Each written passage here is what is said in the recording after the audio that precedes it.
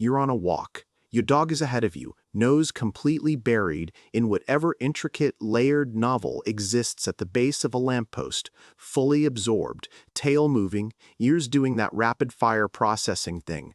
And then, for no apparent reason at all, they stop. The tail slows.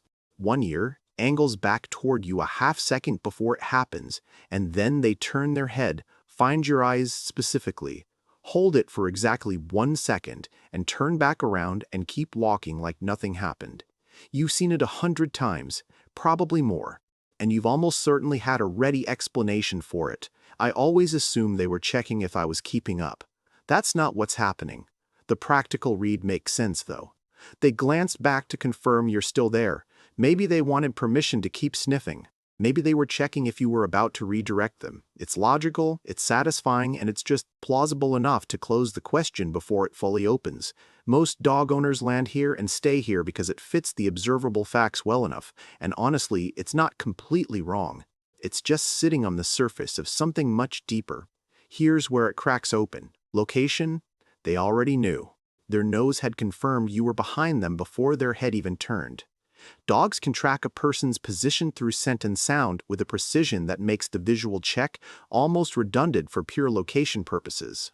So the look back isn't a GPS ping. It's something more socially complex than that. And actually, wait, I need to be more specific here, because there are at least 3 distinct types of look back that mean completely different things, and most owners experience all 3 on a single walk without ever distinguishing between them. The research term for what's primarily happening is social referencing. Marola and colleagues documented this in 2012. Dogs perform a specific look-back behavior to gather emotional information from their owner before deciding how to respond to something ambiguous or unfamiliar. The same behavior, incidentally, that human toddlers use with their caregivers. Child sees something uncertain, looks at parent's face, reads the expression safe or not safe, and responds accordingly. Your dog is running the same software. The toddler parallel in the research genuinely stopped me when I read it, because it reframes every single walk you've ever taken. They're not looking at you to confirm your location. They're reading your face for an emotional green light before they decide what the lamppost or the stranger or the weird plastic bag means, and the research shows the look back happens significantly more often in the presence of novel or mildly stressful stimuli. Not on the boring straight stretch of familiar sidewalk, right before the new thing. And what are they actually extracting in that 1 second? More than most of us realize. Tension in your jaw, the direction of your gaze, whether your shoulders are carrying something or loose. The micro-expression that precedes a redirect command. They've learned to recognize it before the words form.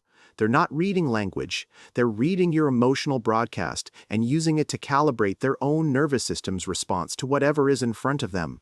The zoomies that never seem to start when you're stressed, the sploot mid-walk that only happens when you've genuinely slowed down and relaxed your pace. Your body is their emotional weather report. The look back is them checking the forecast. Layer on top of that the neuroscience of the glance itself. Nakasawa and colleagues documented in 2015 that even brief mutual eye contact between a bonded dog and their owner triggers a measurable oxytocin release in both. So the look back isn't just information gathering, it's a micro-bonding event. A small neurochemical exchange happening in real time, mid-walk, between glances at fire hydrants. And cortisol research adds another dimension. Dogs walking with emotionally present owners show lower stress markers than dogs with distracted owners, and look-back frequency correlates with owner attentiveness. The Frito-warm paws hitting the pavement between each glance are carrying a nervous system that is actively co-regulating with yours, whether you knew you were participating or not. Evolutionarily, the check-in behavior makes sense as a survival mechanism. Canine groups maintained visual contact during movement to stay cohesive, and individuals who checked back consistently stayed with the group and survived. But dogs did something wolves didn't fully develop. They redirected that behavior specifically toward humans. You've been written into the software as the anchor point.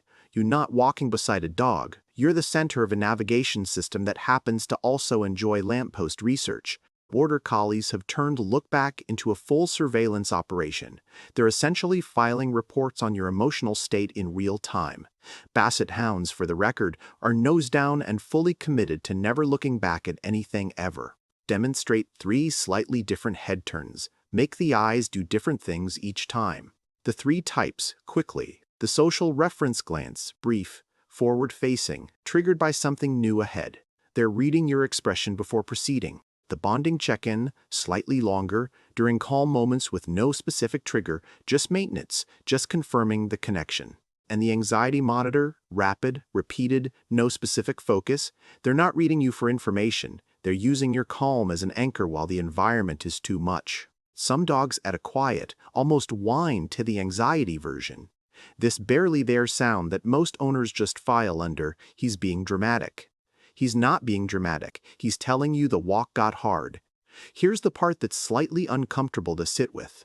Research on leash behavior shows that owner anxiety transmits to dogs measurably within the first few minutes of a walk, affecting cortisol levels and behavioral responses before any external stressor appears. Which means your dog's look back is partly reading what you're broadcasting right now and partly already carrying what you brought to the walk before it started. You thought you were just taking them out for a loop around the block. You were co-regulating a nervous system that had already picked up everything you were holding the moment you clipped the leash. Make deliberate soft eye contact with the camera. Hold it 1 second, look away naturally. Next time they turn back, meet it, soft eyes, relaxed face. That 1 second is a conversation they initiated. The research is pretty clear that dogs whose lookbacks are consistently met with positive facial expressions show lower walk stress and higher exploratory confidence over time. It doesn't require a training overhaul. It doesn't require you to turn every walk into a mindfulness retreat. It just means receiving the glance consciously instead of absently. It costs nothing to answer it. I always assumed they were checking if I was keeping up. They weren't. They knew exactly where I was. They knew before they turned. The look was never a location check. It was a relationship check, a small recurring confirmation that the most important variable in their world is still present, still readable, still okay. Every lamppost pause, every over-the-shoulder glance, every ear angling back a half second before the turn, that's not a dog monitoring their walker. That's a nervous system that has written you into its center, checking in the way you check your phone. Except what they're looking for when they find your face actually matters.